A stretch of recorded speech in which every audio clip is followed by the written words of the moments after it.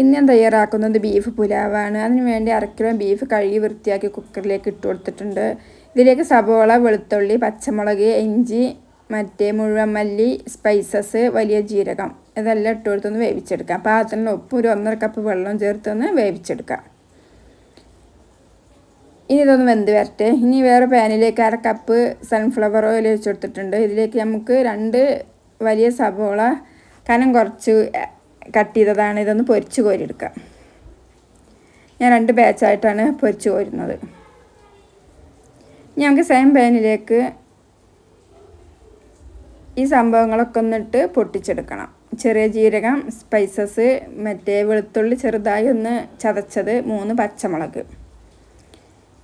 ഇനി ഇതിലേക്ക് നമുക്ക് ഇട്ട് കൊടുത്തിട്ടുള്ളത് ബീഫ് വേവിച്ചതാണ്. അതിൻ്റെ വെള്ളം മാറ്റിയിട്ട് ബീഫ് മാത്രമാണ് ഇട്ട് കൊടുത്തിട്ടുള്ളത്. വെള്ളം നമുക്ക് അരിച്ച് അവിടെ വെച്ചിട്ടുണ്ട്. ഇനി ഇതിലേക്ക് നമുക്ക് അതിൻ്റെ വെള്ളം ചേർത്ത് കൊടുക്കാം.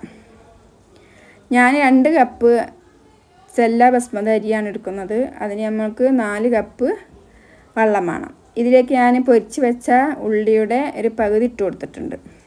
ഇനി 2 സ്പൂണ് കട്ട തൈര് നമുക്ക് വെള്ളം ചേർത്ത് കൊടുക്കാം. ബീഫ് വേവിച്ച 2 കപ്പും പിന്നെ നമ്മൾ നോർമൽ വെള്ളം 2 കപ്പും, അങ്ങനെ 4 കപ്പ് വെള്ളം ചേർത്ത് കൊടുത്തിട്ടുണ്ട്.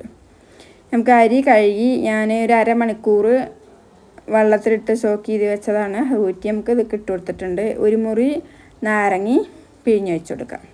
ഇനി നമുക്ക് സിമ്മിലിട്ട് വേവിച്ചെടുക്കണം.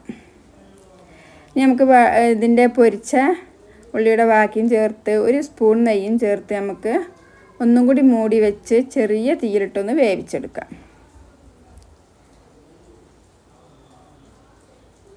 അടിപൊളി ടേസ്റ്റാണ്. എൻ്റെ ചാനൽ ഇഷ്ടപ്പെടുകയാണെങ്കിൽ പ്ലീസ് ഒന്ന് സബ്സ്ക്രൈബ് ചെയ്യാനും ലൈക്ക് ചെയ്യാനും ഷെയർ ചെയ്യാനും മറക്കരുത്. അപ്പോൾ നമ്മളെ ചോറ് റെഡിയായി. അടിപൊളി ടേസ്റ്റാണ്, ഒന്നും പറയില്ല. അപ്പോൾ എല്ലാവരും തയ്യാറാക്കി നോക്കണം.